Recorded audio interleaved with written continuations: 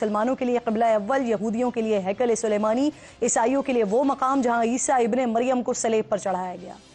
یہ دنیا کی واحد سرزمین ہے جس کو مسلمان، یہودی اور عیسائی تینوں مقدس مانتے ہیں۔ اس کے گلی کوچے کئی جنگوں کی عینی شاہد ہے۔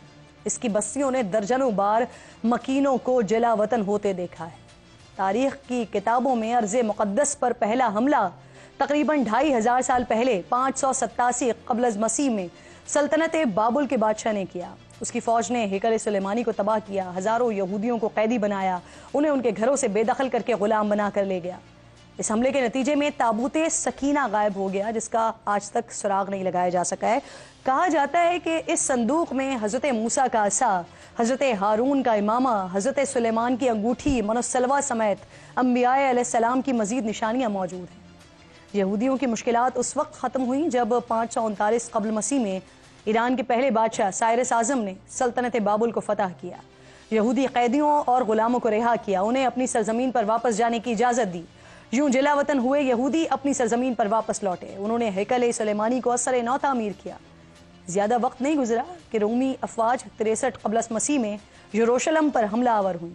ہیکل سلیمانی کو پھر تباہ و برباد کیا گیا، یعنی یہودیوں کی عبادت گاہ کا نام و نشان پھر صفحہ ہستی سے مٹ گیا۔ وقت گزرا، قیصر روم کا اقتدار رومی یہودی بادشاہ ہیرڈ کے ہاتھ میں آ گیا اور اس نے اپنے دور میں ہیکل سلیمانی کو پھر سے تعمیر کروا دیا۔ یہی وہ دور تھا جب انبیاء کی سرزمین فلسطین پر ایک اور نبی حضرت عیسیٰ علیہ السلام کا نزول ہوا اور بعد میں انہیں یہیں مصلوب بھی کیا گیا۔ اس کے بعد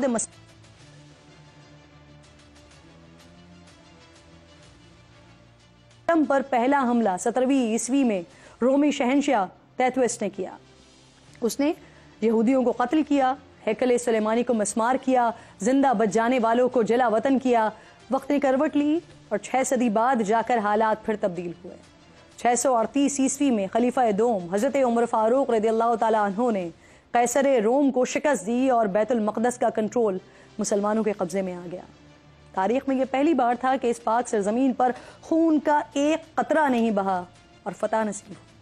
تقریباً 500 سال مسلمانوں نے بیت المقدس کی پاک سرزمین پر حکومت کی۔ 1099 عیسوی میں پہلی صلیبی جنگ چھڑ گئی۔ صلیبیوں نے مسلمانوں کو شکست سے دوچار کیا۔ عیسائیوں کا بیت المقدس پر قبضہ ہو گیا تو انہوں نے مسجد اقصیٰ میں بہت رد و بدل کی۔ مسجد میں رہنے کے لیے کمرے بنائے، متعدد دیگر عمارتوں کا اضافہ کیا، مسجد کے اندر اور اس کے ساتھ ساتھ گرجا گھر بھی بنا لیا۔ اس جنگ میں مسلمانوں کا بہت خون بہایا گیا۔ مسلم سلجوق ریاست بڑھ چکی تھی۔ مسلمان زوال کا شکار تھے، لیکن انہوں نے بیت الاقصیٰ پر اپنا کلیم نہیں چھوڑا تھا۔ تقریباً 90 سال گزر گئے، مسلمان اپنی کھوئی ہوئی زمین واپس نہیں لے سکے۔ لیکن کیا اس وقت مسلمانوں نے ہمت ہار دی؟ نہیں، اور پھر اللہ نے ایک مرد مجاہد کو بھیجا، سلطان صلاح الدین ایوبی، جنہوں نے بیت المقدس کو آزاد کروانے کی کوششیں شروع کی۔ لیکن بار بار ناکامی کے بعد بھی وہ رکے نہیں، حوصلہ نہیں ہارے۔ تقریباً 16 حملوں کے بعد بالآخر فتح یاب ہوئے۔ سلطان نے مسجد اقصیٰ کو اپنی اصل حالت میں بحال کیا۔ تاریخ کی کتابوں میں آتا ہے کہ مسلمانوں نے مسلسل 1 ہفتے تک مسجد کو عرق گلاب سے غسل دیا۔ حلب سے ایک عظیم الشان اور نادر ممبر تعمیر کروا کر مسجد میں نصب کروایا گیا۔ صلیبی اس کے بعد بھی نہیں رکے، چالے چلتے رہے، مذہب کے نام پر گمراہ کر کے اتحاد بناتے رہے، سازشوں اور طاقت سے بیت المقدس حاصل کرنے کی کوششیں کرتے رہے، لیکن ناکام رہے۔ 15ویں صدی میں جا کر بیت المقدس سلطنت عثمانیہ کے پاس آ گیا۔ عثمانی سلاطین نے شہر کو جدید خطوط پر تعمیر کروایا، سڑکوں سے لے کر ریلوے لائن تک جدید نظام بنایا۔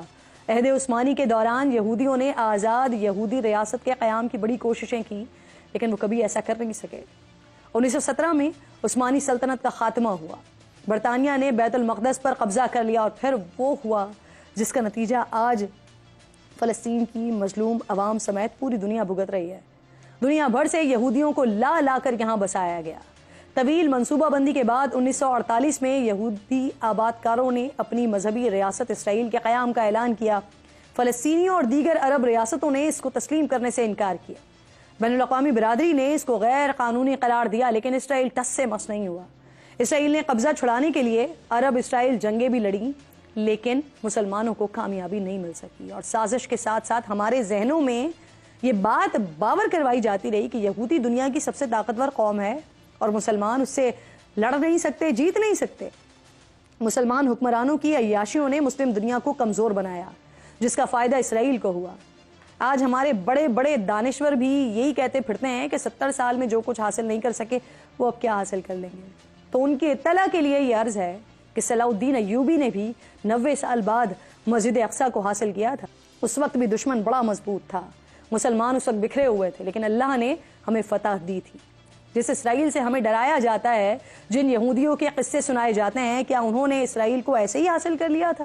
انہوں نے بھی 2500 سال طویل جدوجہد کی ہے, لٹتے رہے, قتل ہوتے رہے, قیدی بنے, غلام بنے, جلا وطن ہوئے, گمنامی کی زندگی کاٹتے رہے. الغرض ہر حالات کے بدترین حالات کا سامنا انہوں نے کیا, لیکن اپنی اولادوں میں بس ایک بات منتقل کرتے رہے کہ اس اپنی ریاست کو انہوں نے حاصل کرنا ہے, اور وہ انہوں نے سازشوں سے حاصل کر بھی لیا, اور اب طاقت اور مال کے بل پر قابض بھی رہنا چاہتے ہیں. لیکن ہمیں کسی صورت مسجد اقصیٰ کو بھولنا نہیں ہے. چاہے ہم دیکھ رہے ہیں کہ مسلمان ریاستیں عملی طور پر بے بس نظر آ رہی ہیں, چاہے اس وقت دنیا شیطانی قوتوں کے ہاتھ میں ہے, لیکن وقت آئے گا. ایمان رکھیے, یقین رکھیے, اور متحد ہونے کی کوششیں کرتے رہیے کہ مسجد اقصیٰ ہماری ہے اور انشاءاللہ ہماری رہے گی.